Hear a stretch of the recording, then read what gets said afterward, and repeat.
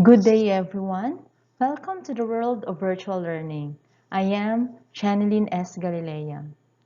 At this moment, I am going to share with you one of the hypotheses of Stephen Krashen's theory of second language, which is the input hypothesis. So here we go. Input hypothesis by Stephen Krashen is also known as the monitor model. It is an attempt to explain how the learner acquires a second language, how second language acquisition takes place. It is only concerned with acquisition, not learning.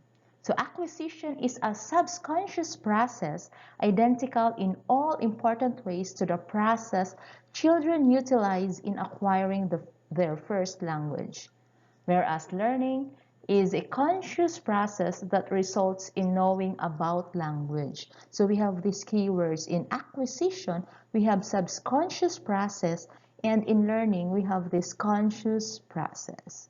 So that's the difference.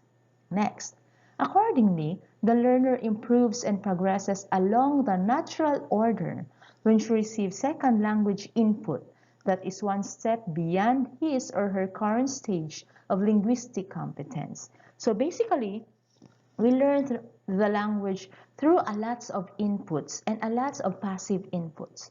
When we were young, we learned the word eat, books, and toys. And passive inputs like eat your meal, bring out your books, and keep your toys.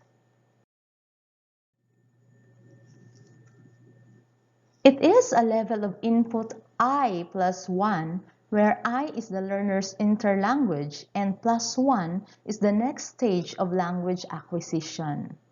Also, second language learners require comprehensible input, represented by I plus 1, to move from the current level or current language acquisition, represented by I, to the next level of acquisition.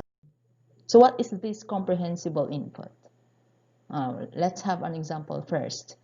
If a learner is at stage I, then acquisition takes place when he or she is exposed to comprehensible input that belongs to level I plus 1.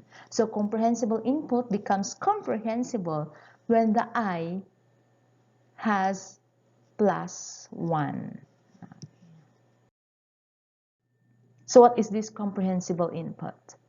This comprehensible input is an input a bit beyond our current level of understanding. Input must be slightly above students' current level, the I plus 1. Why is this that the input must be slightly above students' current level? Of course, if this input is higher than 1, let's say I plus 10, then there's no learning at all. The students will not understand. Students learn at different rates and are at different levels, yes. That is why we have these differentiated activities, differentiated strategies in teaching, so as to carry the different rates of the students in terms of learning.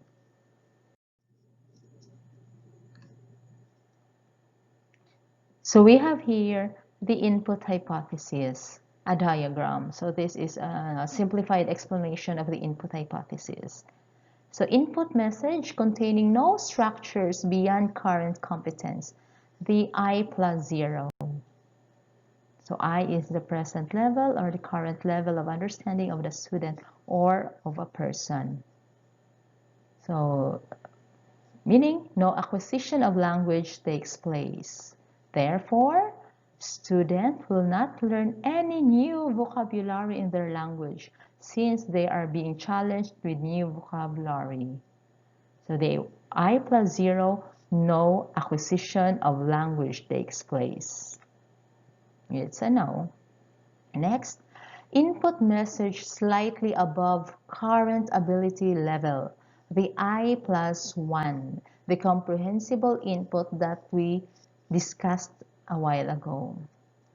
So this is acquisition of language takes place if the formula is I plus 1, there is a language acquisition.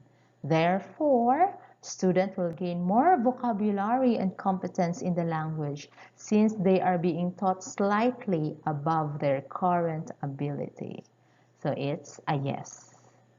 Next, input message too far beyond person's competence. The formula is I plus 10, that is not 0, I plus 10. So therefore, acquisition of language will not take place. The student will not gain any competence and therefore what they are learning sounds like incomprehensible noise. Of course, if an elementary student, an average student, will be taught with lessons for a college student, of course, he will not learn anything from it. That is not his level of understanding. So the bottom of this is, according to the hypothesis, we move from one stage of understanding to another. More specifically, we acquire a new rule by understanding messages that contain this new rule. We move from stage I, the present level or the current level of understanding or of the understood message or current competence to the next level, giving the formula I plus 1. From that on is the comprehensible input. So that's all about the input hypothesis. Thank you so much for bearing with me and understanding me. Thank you.